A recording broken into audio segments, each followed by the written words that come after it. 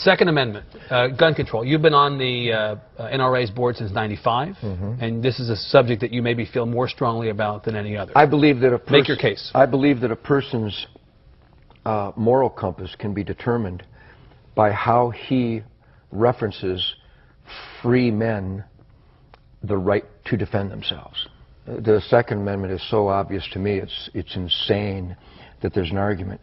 God gave, let's pretend there is no document. Let's pretend brave families didn't leave the tyrants and the slave drivers of Europe so that they could practice the religion of their choice, so that they could speak out without being murdered, that they could produce wool without the king's men coming and taking it from them every season of harvest. Let's pretend none of that happened. Let's just pretend this guy named Ted Nugent parachuted onto Earth and woke up one morning and saw these wonderful resources and had dreams of excellence and being the best that I could be.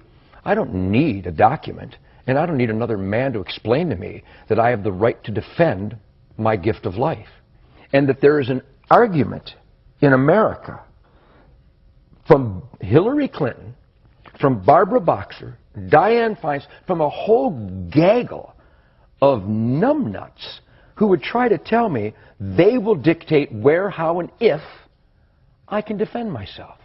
I find that preposterous. I find it unacceptable, and I will not accept it. I am a free man. Don't tread on me.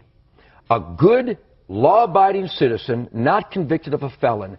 The Second Amendment of our Bill of Rights is my concealed weapons permit. Period. That's it? That's it. So no limitations of any kind that you can see?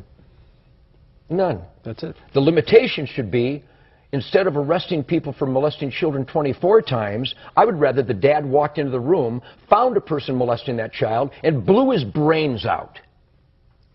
I would rather that the lady in Massachusetts last month who was taking her daughter to soccer, who was carjacked by a recidivistic maggot who'd been in the prison system all his life but was let out again because we feel sorry for him. Maybe he had a bad childhood. Instead of her being hijacked and murdered, I'd rather she just shot the bastard dead.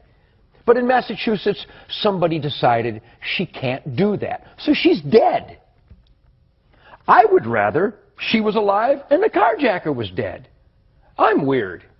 I would rather that the guy who beat this lady to within an inch of her life in Waco, on parole was he, phenomenal, and beat her to within an inch of her life in front of her grandchildren with a whiskey bottle. I would rather she fell to the ground, pulled out a .38, and shot him 6 times in the chest and killed him. Am I weird? Because the guy is going to get out again. I don't like repeat offenders. I like dead offenders.